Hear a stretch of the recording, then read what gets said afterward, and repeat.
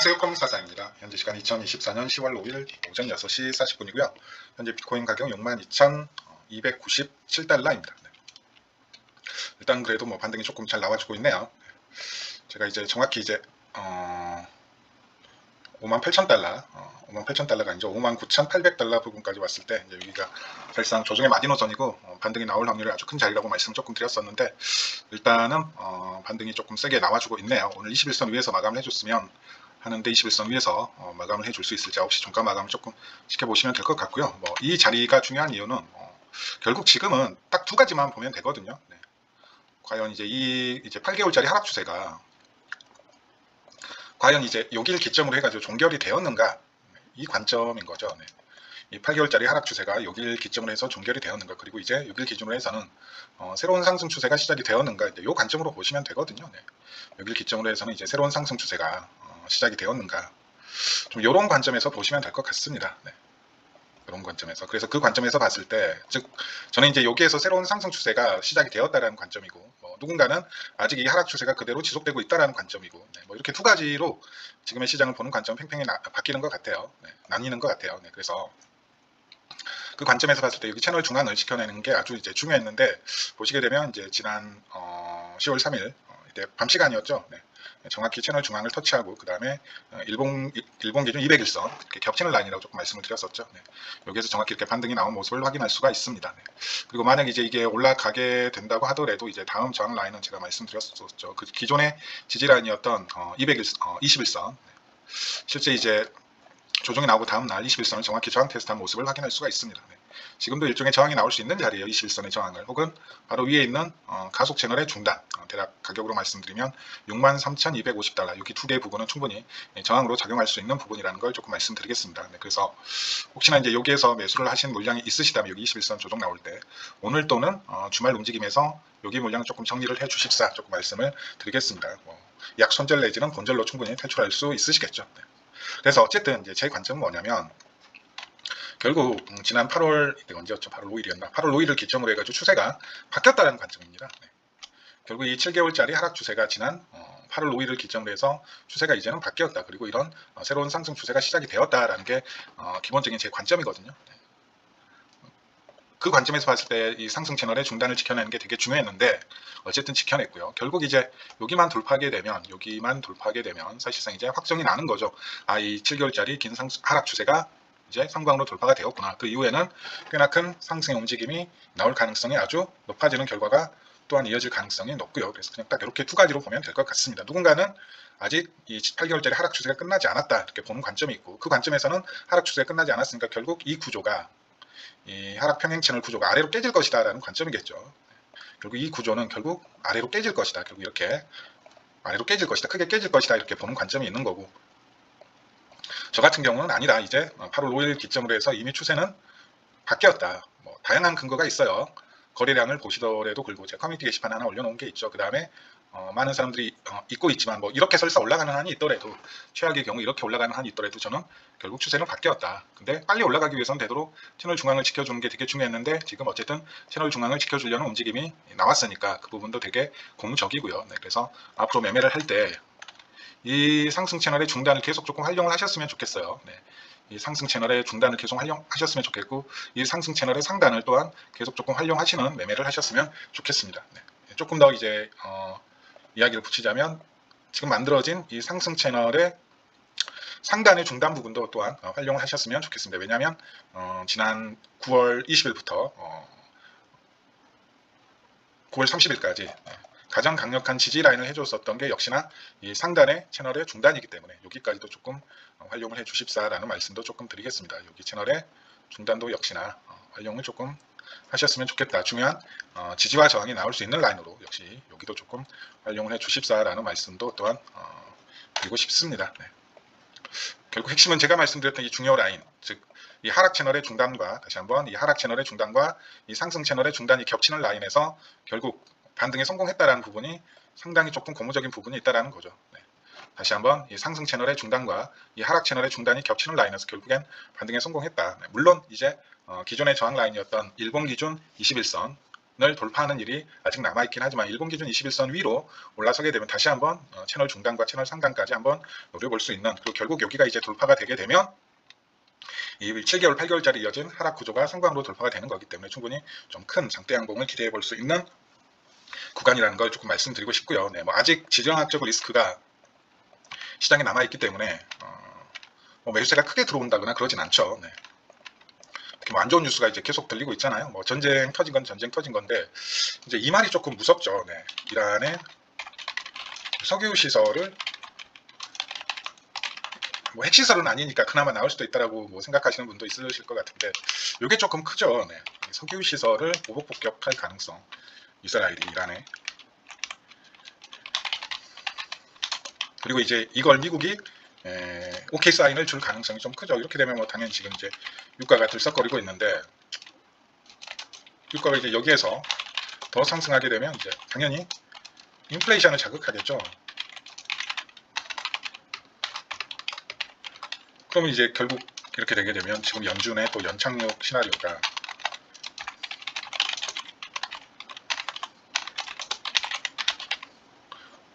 또 실패 가능성이 나오는 거죠. 네.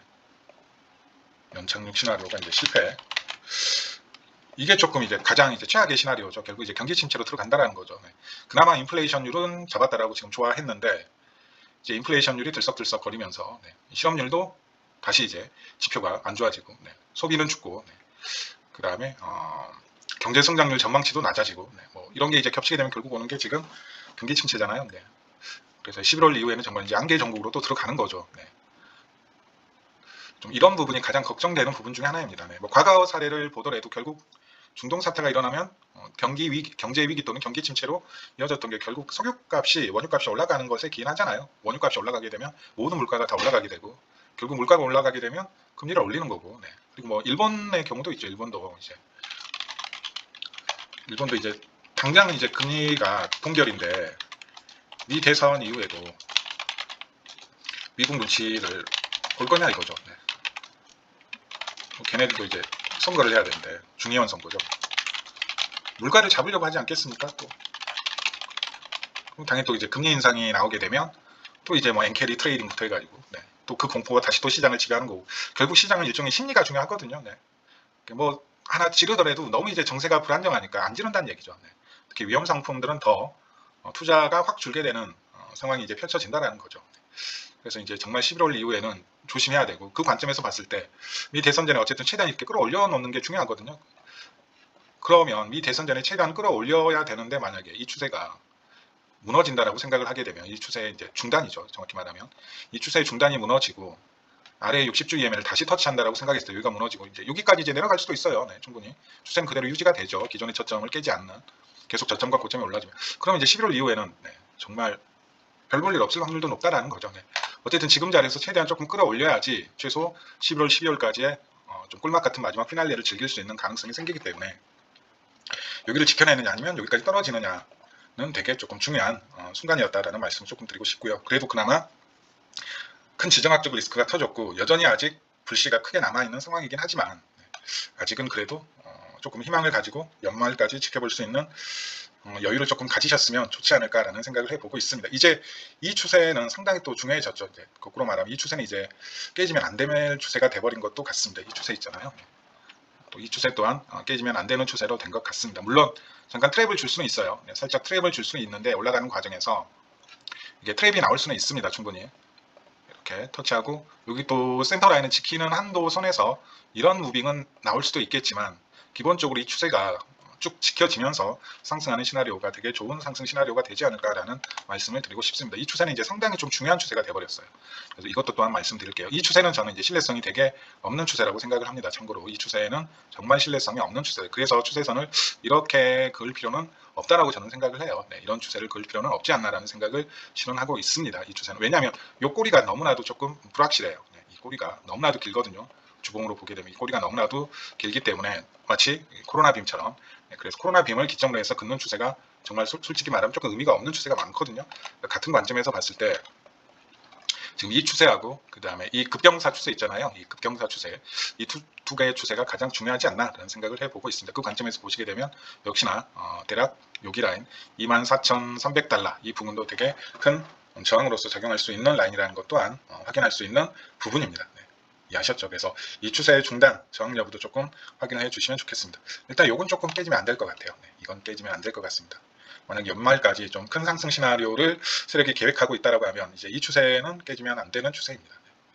이건 약간 세력도 예상할 수 없는 8월 5일 그 블랙 먼데이 사태 때문에 만들어진 긴 꼬리지만 이건 세력이 계획적으로 만들어낸 저점이고 여기 또한 세력이 계획적으로 만들어낸 차트 영전수가 고점이기 때문에 그 관점에서 보게 되면 이 상승 추세와 이 가파른 이 상승 추세 두 개는 좀 깨어져서는 안 되는 추세이지 않을까. 중간에 트랩은 나올 수 있지만 좀 그 부분은 기억을 해주시고요. 하지만 저는 장기적인 관점에서는 미 대선 이후에도 이게 만약에 장기적인 시나리오로 보게 되면 미 대선 이후에도 충분히 최소 비트코인 한정 계속 정보화할 만한 이유는 분명히 있다. 그 온체인에서 가장 두드러지는데 특히 뭐 제가 저번에 말씀드렸던 숏텀홀더와 롱텀홀더들의 지금 상황을 보시게 되면 충분히 확인할 수 있는 부분이 있습니다. 네. 일단 숏텀홀더들 같은 경우에는 지난 30일 동안 보시게 되면 엄청난 물량을 매도했다는 걸 대부분 이제 손절 물량이죠. 왜냐하면 숏텀홀더들은 지금 대부분 순손실 상태에서 비트코인을 홀딩하고 있는 홀더들이 대부분이거든요. 그래서 이 구간에서 엄청난 양의 비트코인을 결국 매도 포지션으로 정리했음을 확인하실 수가 있고 이러한 현상이 나오는 경우는 거의 대부분 저점 구간에서 많이 나왔다는 걸 확인하실 수가 있습니다. 네. 지난 10월에서도 마찬가지고요. 네. 그 다음에 지난 5월도 마찬가지고요. 그 다음에 당연히 FTX 사태가 터졌던 구간도 당연히 마찬가지고요. 네. 특히나 지금 구간은 여러 가지 관점에서 봤을 때 2021년 하반기 구간에서 나왔던 숏텀홀더들의 매도 움직임하고 상당히 조금 비슷하죠. 여기 구간이죠. 2021년 하반기 구간. 결국 어쩌면 남아있는 지금 마지막 상승 구간이 2021년에 4분기 구간, 여기죠. 여기 4분기 구간만 남아있을 수도 있겠구나 라는 생각도 해볼 수 있습니다. 네. 여기에서 나왔던 이제 정고점 돌파하면서 나왔던 숏텀홀더들의 매수 움직임, 정고점 돌파하면서 나왔던 숏텀홀더들의 매수 움직임, 이것만 보더라도 조금 이때하고 상당 부분 조금 비슷하구나라는 걸 확인하실 수가 있습니다. 네, 2021년하고 지금 상당 부분 조금 비슷한 측면이 있구나라는 걸 확인해 보실 수가 있죠. 네.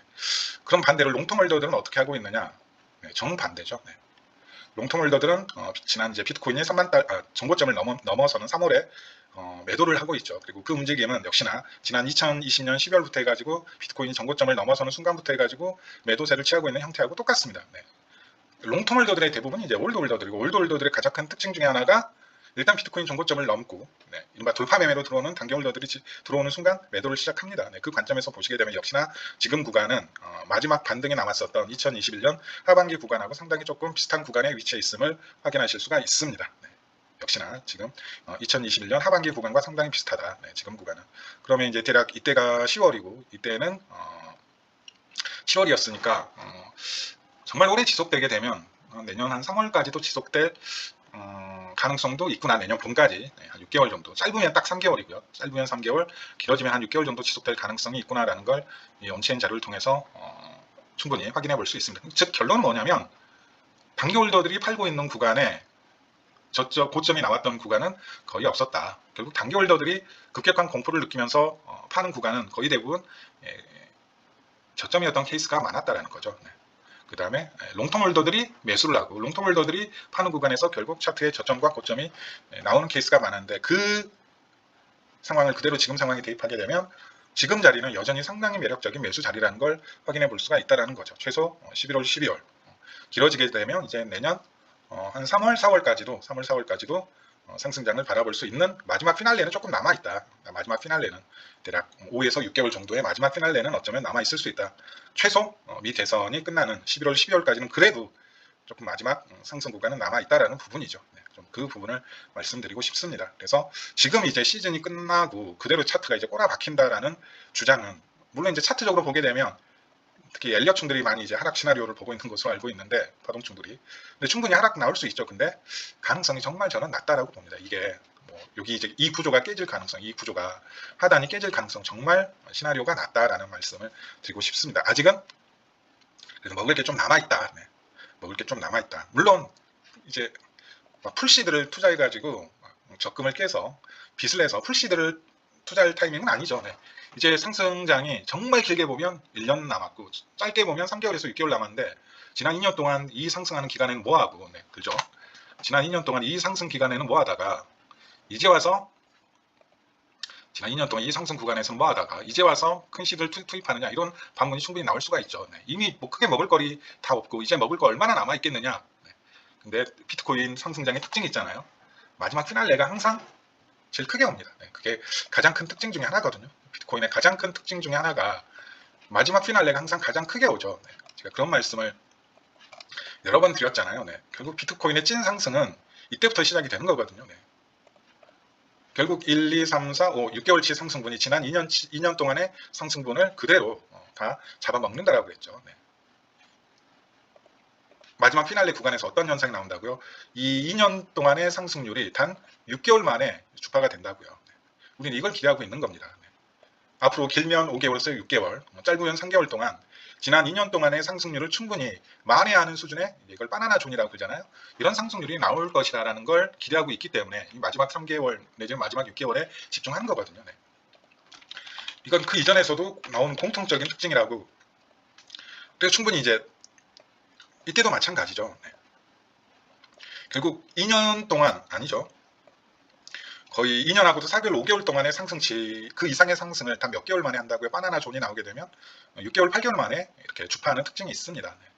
비트코인이 여기에서 먹을 거리가 있는 게 아니라 실은 여기에서 먹을 거리가 있다라는 거죠. 네.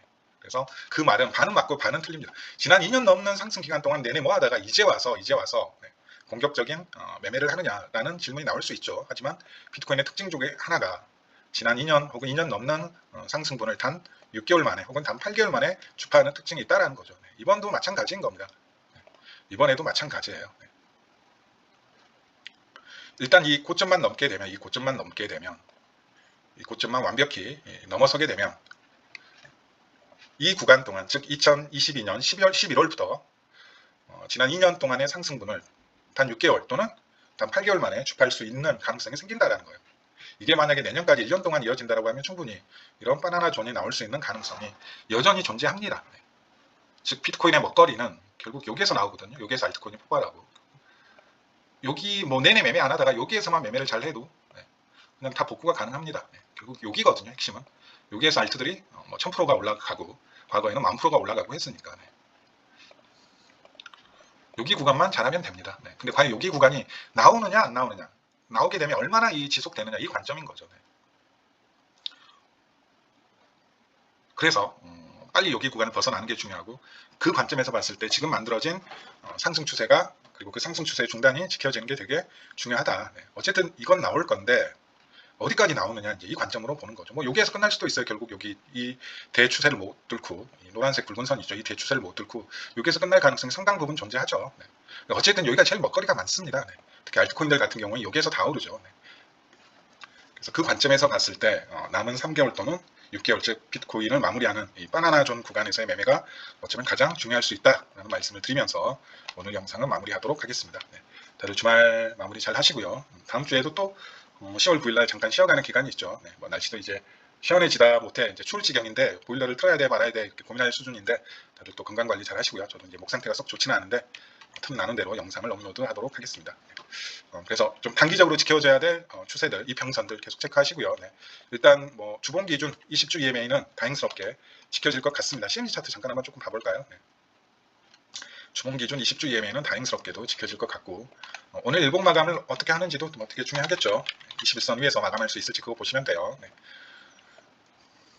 자, CME 차트를 이제 보시더라도 나쁘지 않죠. 네. 주봉 기준으로 봤을 때 무난히 주봉 기준 20주 EMA 위에서 종가 마감을 했네요. 네, 종가 마감을 결국 20주 EMA 위에서 종가 마감을 한 모습을 확인하실 수가 있습니다. CME 차트는 조금 달라요. 네. 추세도 그렇고 조금 다른 특징이 있습니다. 네, CME 차트는 조금 달라. CME 차트는 아마 추세를 이렇게 그어야 될 것 같아요. 네, 이렇게 긋게 되면 채널 중단도 지켜내고, 네, 주봉상 22MA. 네.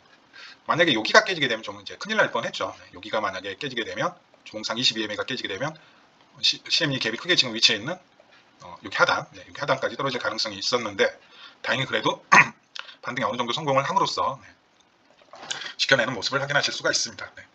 즉 지금의 이 캔들은 이른바 지금 이제 빅숏을 주장하는 사람들이 말하고 있는 이 캔들과는 전혀 다르죠. 네. 이 캔들은 결국 주봉 종가로 22MA가 깨지면서 하단을 보고 말았지만 지금의 경우에는 22MA가 지켜지고 있다는 걸 확인하실 수가 있습니다. 자, 일봉을 보시더라도 일단 CME 차트는 일봉 기준 22MA로 결국 올라섰네요. 네, 올라선 걸 확인하실 수가 있습니다. 네. 122MA의 지지를 받고 올라선 걸 확인하실 수가 있죠. CME 차트는 122MA의 지지를 받고 올라섰습니다. 일반 거래소 코인베이스 차트나 바이낸스 차트의 경우에는 200일선 지지받고 올라섰죠. 200일선. 그래서 이걸 캔들을 가리고 보게 되면 지금의 상황이 결코 나쁘지 않구나라는 걸 확인하실 수가 있습니다. 결국 이 이평선들이 수렴되는 과정에서 요 위에 위치하느냐, 요 위에 위치하느냐, 아니면 여기 아래에 위치하느냐는 되게 중요한 문제거든요. 근데 결국 주봉 마감을 모든 이평선들 위에서 마감하는데 성공했다라는 거죠. 그러면 결국 이 삼각형은, 이 수렴은 높은 확률로, 지금 여기서 여기까지가 이제 수렴이 나온 거잖아요. 쉽게 말씀드리면 이 수렴 높은 확률로 상방으로 돌파될 확률이 높다라는 거죠. 자, 이평선이 지난 8개월 넘는 기간 동안 이렇게 수렴을 했습니다. 네. 지금 발산이 되기 직전의 과정이었어요. 이렇게 수렴을 시켰죠. 지금 발산이 되기 직전의 과정에 와 있는데 이게 위로 발산되느냐 아래로 발산되느냐는 정말 크거든요. 왜냐하면 꽤나 에너지가 많이 응축된 상황이기 때문이죠. 네. 이때도 결국 마찬가지인 건데 이때는 이제 한 번 발산된 게 아니라 쌍봉으로 2번 발산이 됐는데 결국 이렇게 수렴된 에너지가 6일 기준으로 할게요. 결국 상방으로 터지면서 이평선들이 다 모여진 과정에서 상방으로 터지면서 추세가 위로 가는 걸 확인하실 수가 있죠. 네. 주봉으로 보시게 되면 제가 이제 그런 얘기를 정말 많이 드렸죠. 네. 비트코인 역사에서 이 정도로 주봉상의 이평선들을 수렴시켰던 적이 없다. 이렇게 장시간 동안 주봉상의 이평선들을 수렴시킨 적이 없다. 근데 결국 이 주봉상의 이평선이 거의 2년 넘는 과정 동안 수렴되는 과정에서 지난 작년 10월에 여기 뚫고 나오면서 에너지가 분출되고 있죠. 네, 아직 21선과 61선의 역배열이 나오지 않은 걸 봤을 때, 자 다시 한번 아직 21선과 61선의 역배열이 나오지 않은 걸 봤을 때 아직 주봉상의 상승 에너지가 완전히 소진되었다라고 보기에는 조금 어폐가 있다. 네, 최소 이런 건 나와야 된다 이거죠. 네, 최소 이런 거, 요 타이밍. 이 직후에 바로 루나 사태가 터졌죠. 네. 이런 타이밍이 나오게 되면 이건 무조건 이제 시장을 떠나셔야 됩니다. 네. 근데 아직은 2년 동안 응축되었던 이 주봉상의 에너지가 완전히 발산된 것 같지는 않다. 네. 그래서 한 번에 더 발산의 타이밍은 남아있지 않느냐라는 게 이제 제 생각, 오래 해오고 있는 생각이라는 부분을 다시 한번 조금 강조드릴게요. 네. 그래서 여러모로 봤을 때 주봉상 21선, 일봉상 21선, 일봉상 121선 이거 3개 기준으로 해가지고 보시면 될 것 같아요. 네. 비트코인 차트는 아무리 보더라도 이평선 매매를 하시는 게 가장 최소한 뭐 스윙이나 장투를 하시는 분들한테는 맞습니다. 네. 이평선 매매를 하시는 게 가장 맞다라는 말씀을 조금 드리고 싶어요. 네.